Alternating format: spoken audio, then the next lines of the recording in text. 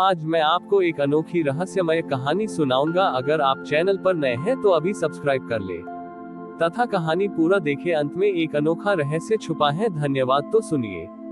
एक नगर था जिसका नाम था निश्चितपुर। इस नगर के लोग सब कुछ नियंत्रित करना और हर चीज की भविष्यवाणी करना पसंद करते थे।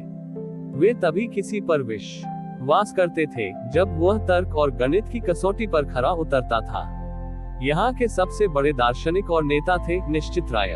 निश्चित राय बहुत धनी और शक्तिशाली थे, पर उनका सबसे बड़ा अहंकार ये था कि वे मानते थे कि मानव का ज्ञान ही सबसे बड़ी शक्ति है और ईश्वर केवल उसी चीज को नियंत्रित करता है जिसे मानव नियंत्रित नहीं कर सकता।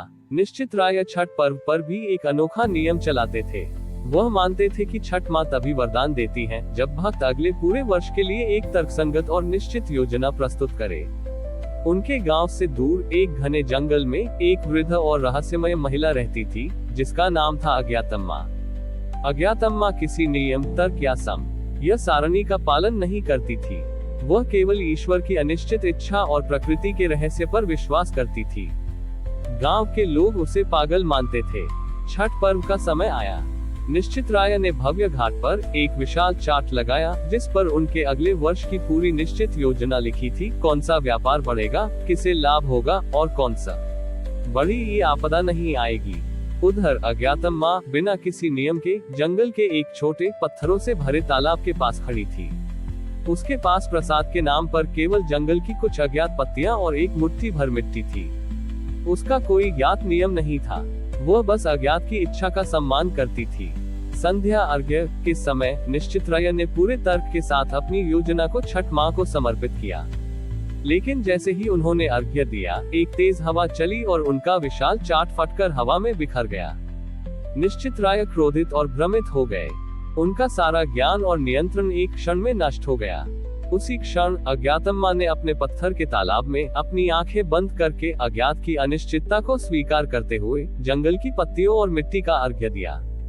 जैसे ही उसने अर्घ्य दिया, एक अद्भुत घटना घटी। सूर्य के डूबने के समय आकाश में एक विशाल और रहस्यमय इंद्रधनुष प्रकट हुआ। यह इंद्रधनुष इतना चमकीला था कि पूरा नगर उस पर टकटकी लगाए देखता रहा। ये किसी ज्ञात मौसम विज्ञान के नियम से नहीं बना था। छठी मैया उसी अज्ञात और रहस्यमय इंद्रधनुष के भीतर से प्रकट हुई। उन्होंने निश्चित राय से कहा, निश्चित राय, तुमने हर चीज को नियंत्रित करने की कोशिश की, पर तुम भूल गए कि सबसे बड़ी शक्ति अज्ञात में है। मेरा आशीर्वाद किसी तर्कसंगत योजना पर नहीं, बल्कि असंभव की स्वीकार्यता पर निर्भर करता है। फिर छठी मैया ने अज्ञातम्मा की ओर देखा। अज्ञातम्मा, तुमने सिद्ध किया कि सच्ची भक्ति अज्ञात पर विश्वास है। तुम्हारा अर्घ्य स्वीकार हुआ क्योंकि तुम अनिश्चितता के प्रति पूरी तरह समर्पित थी।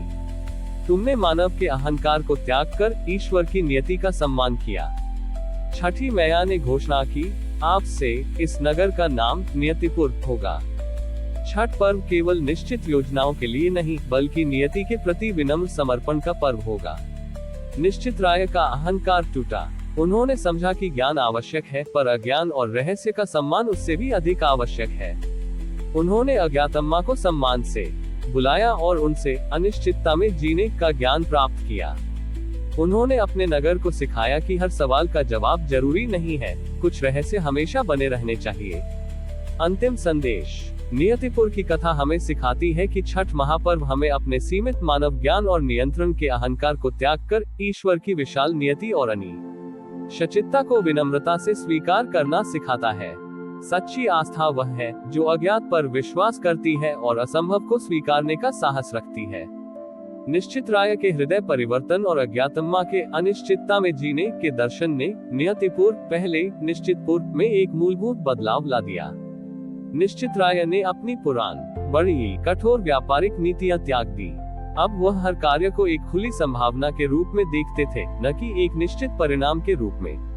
अज्ञातम्मा, जो अब सबकी पूजनीय थी, ने नगरवासियों को सिखाया कि जीवन में योजना बनाना महत्वपूर्ण है, पर उस योजना के टूटने पर भी आनंदित रहना उससे भी अधिक महत्वपूर्ण है।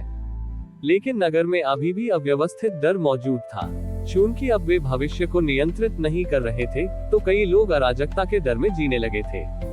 अगले वर्ष की छठ आने से पहले एक बड़ी चुनौती आई, मौसम की अनिश्चितता। मौसम विभाग ने लगातार 2 सप्ताह तक ये भविष्यवाणी नहीं कर पाया कि छठ के दिन बारिश होगी या सूखा पड़ेगा। इससे नगर में घबराहट फैल गई। वे प्रसाद बनाने या घाट पर जाने की योजना नहीं बना पा रहे थे। निश्चित राय के पुराने सहयोगी तरपाल ने कहा, यह अनिश्चितता हमें बर्बाद कर देगी। हमें तुरंत योजना बनानी चाहिए, या तो छत के नीचे पूजा करें या घाट की तैयारी करें। इस नियति के भरोसे नहीं छोड़ा जा सकता। निश्चित राय शांत थे। उन्होंने तरपाल से कहा, अब हम नियतिपुर के नागरिक हैं। हम नियति से लड़ेंगे नहीं, बल्कि उसका सम्मान करेंगे। हमारी भक्ति अब नियति को स्वीकार करने में है। निश्चित राय ने एक अभूतपूर्व निर्णय लिया। उन्होंने घोषणा की कि नगर 2 घाट तैयार करेगा, एक नदी के किनारे खुला और दूसरा एक विशाल हॉल में। लेकिन व्रती इस बात की परवाह नहीं करेंगे कि वे कहां पूजा करेंगे। उन्होंने नगरवासियों से कहा, हम कल के मौसम के बारे में नहीं सोचेंगे। हम आज की खुशी और प्रसाद की शुद्धता पर ध्यान देंगे। छठ माँ स्वयं अंतिम क्षण में तय करेगी कि हमें कहां अर्घ्य देना है। छठ पर्व का दिन आया। मौसम पल पल बदल रहा था, कभी तेज धूप तो कभी काले बादल। व्रतियों में कोई घबराहट नहीं थी। वे अज्ञातम्मा के सिखाए मौन संतोष में लीन थे। संध्या अर्घ्य के समय ठीक उसी क्षण जब सूर्य डूबने वाला था, आकाश में दोनों तरह के संकेत थे। नदी के ऊपर तेज धूप थी, जबकि हॉल के ऊपर काले बादल थे। निश्चित राय ने घोषणा की, हम कहीं नहीं जाएंगे। हम अपने स्थान पर खड़े होकर इस असंभव क्षण का अर्घ्य देंगे। उन्होंने और अज्ञातम्मा ने जल में खड़े होकर सूर्य की ओर देखकर अपने मन में किसी निश्चित स्थान की इच्छा नहीं रखी, बल्कि अनिश्चितता में निहित ईश्वर की महिमा को स्वीकार किया। जैसे ही उन्होंने अर्घ्य दिया, एक अद्भुत और अतार्किक घटना घटी। नदी के खुले घाट पर धीमी पवित्र बूंदें गिरने लगी, मानो सूर्य की कृपा बूंदों के रूप में बरस रही हो। और हॉल के ऊपर से बादल फट गए और तेज धूप सीधा हॉल के अंदर आ गई। छठी मैया ने प्रकट होकर घोषणा की, नियतिपुर के भक्तों, तुमने सिद्ध किया कि सच्ची आस्था तब जन्म लेती है जब तुम अपने नियंत्रण को त्याग देते हो। मैंने तुम्हें दिखाया कि मैं हर जगह और हर मौसम में उपस्थित हूँ। छठी मैया ने आशीर्वाद दिया, तुमने अपनी योजनाओं की कठोरता छोड़ी, इसलिए मैंने तुम्हें अनिश्चितता में भी पूर्ण सुरक्षा दी। अब से छठ पर्व अनिश्चितता का महोत्सव कहलाएगा। नियतिपुर की कथा हमें सिखाती है कि छठ महापर्व हमें यह विश्वास दिलाता है कि जीवन की हर अनिश्चितता, हर उतार चढ़ाव ईश्वर की एक बड़ी और रहस्यमय योजना का हिस्सा है। सच्चा भक्त वह है जो नियति के हर फैसले का बिना शिकायत, विनम्रता और संतोष के साथ स्वागत करता है।